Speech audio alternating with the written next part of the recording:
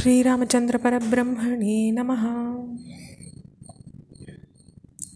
14 வருஷம் ராமன் அயோத்திக்கு திரும்பி வந்தால் கூட பரதன் தாங்கிட்ட இருக்க ஆட்சியையும் பொக்கிஷத்தையும் ராமர்கிட்ட எப்படி விட்டு கொடுப்பான்?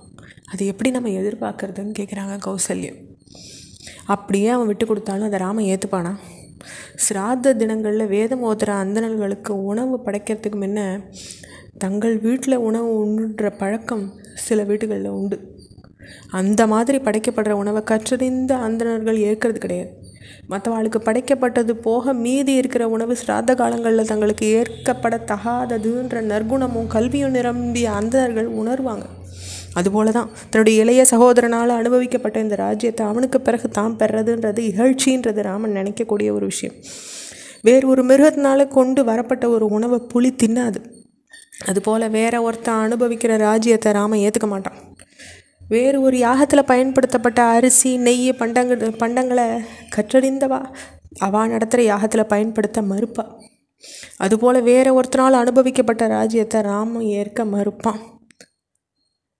எல்லா உலகங்களுக்கும் சேர்ந்து நின்று எதிர்த்தா கூட யுத்த காலத்தில் அஞ்சாமல் நிற்கக்கூடியவன் ராமன்.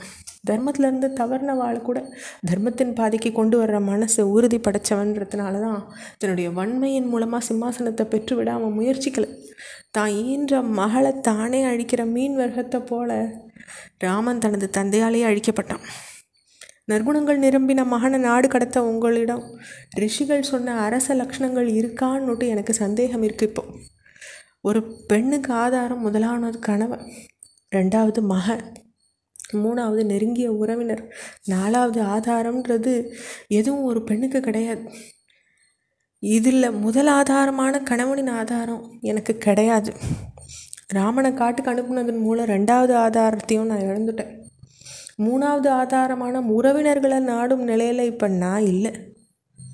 இந்த வகையில் என்னையும் நீங்கள் முழுமையாக அழிச்சிட்டீங்க. கோசல நாட்டையும் அழிச்சிட்டீங்க. உங்களை அண்டி இருக்கிறவாளெல்லாம் அழிச்சிருக்கீங்க.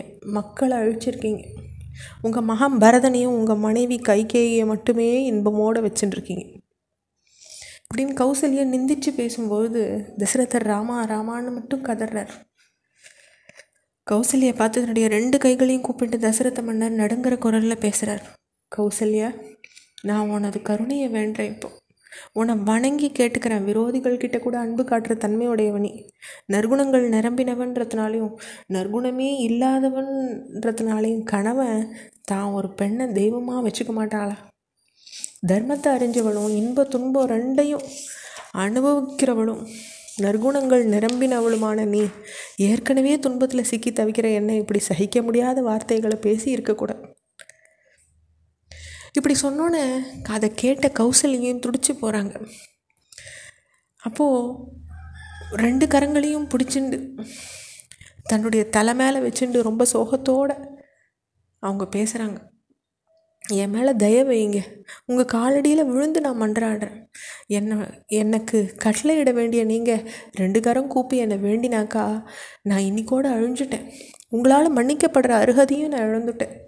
நற்குணங்கள் நிரம்பின கணவன் தான் மனைவி கிட்ட மன்றாடி வேண்டுற நிலை வந்தாக்கா அந்த மனைவி நல்ல குடியில் பிறந்தவளாக இருக்க மாட்டா.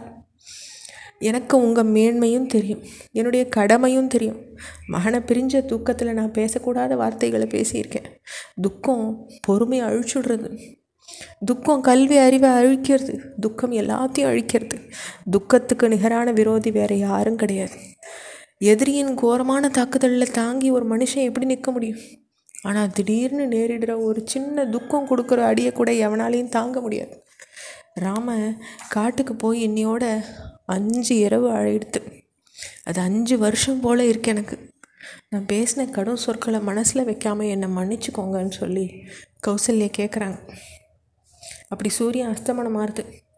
கௌசல்யனுடைய பேச்சினால் ஓரளவு ஆறுதல் அடைகிறார் தசரத மன்னர். நேரம் போக போக உறக்கத்துலேயும் ஆழ்ந்து விடுறார். ராமன் காட்டுக்கு போன 6வது நாளுடைய இரவு வருது. அன்றைக்கி நல்ல இரவில் தசரதருக்கு தான் முன்ன செஞ்ச ஒரு தவறு நினைவுக்கு வருது. இப்படி தொடர்ச்சியை நம்ம அடுத்த பகுதியில் பார்க்கலாம். ஸ்ரீராமச்சந்திர பரபிரம்மணே நமஹ.